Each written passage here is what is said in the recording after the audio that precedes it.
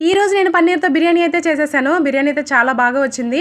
నేను ఈరోజు స్పెషల్‌గా బిర్యానీ చేయడానికి కారణం ఏంటనేది వీడియోలో రివీల్ చేస్తూ నేను మీకు రెసిపీ షేర్ చేస్తాను.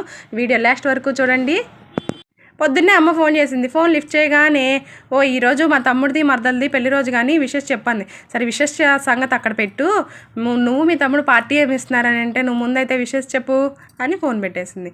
సరే మామయ్య, అత్తయ్య పేరు చెప్పి మనం ఈరోజు బిర్యానీ తినేద్దామని పన్నీర్‌తో బిర్యానీ అయితే వేసేసాను.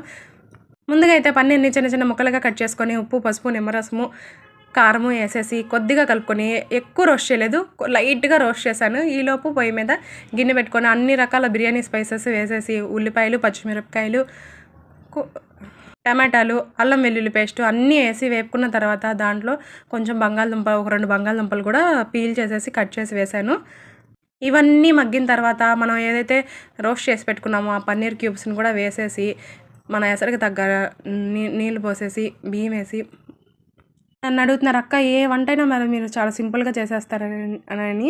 నేను ఎంచుకునేదే అలా ఎంచుకుంటా. చాలా సింపుల్గా రెసిపీని ఫినిష్ చేయాలని అనుకుంటాను, హెవీగా చేయాలని అనుకోను. కాబట్టి ఏ రెసిపీ అయినా కూడా నేను సింపుల్ వేలోనే సెలెక్ట్ చేసుకొని నా స్టైల్లో నేను అలా చేసేస్తా.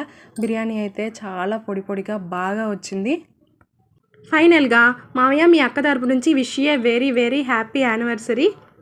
అలాగే నా తరపు నుంచి, మన సబ్స్క్రైబర్స్ అందరి తరపు నుంచి wish you very very happy anniversary. ఇలాంటి హ్యాపీ యానివర్సరీలు మీరు ఇంకా చాలా జరుపుకోవాలని మనస్ఫూర్తిగా కోరుకుంటున్నాను. మీ పేరు చెప్పుకొని అయితే మావయ్య మేము ఈరోజు బిర్యానీ తినేసాము. మరేంటి, మీకు కూడా మీ బిలౌడ్ పర్సన్కి ఇలాగే విషెస్ చెప్పాలని ఉందా? అయితే మీరు విషెస్ చెప్పాలనుకున్న పర్సన్ పేరు, డేట్ ఆఫ్ బర్త్, లేకపోతే వాళ్ళ అకేషను నాకు సెండ్ చేయండి.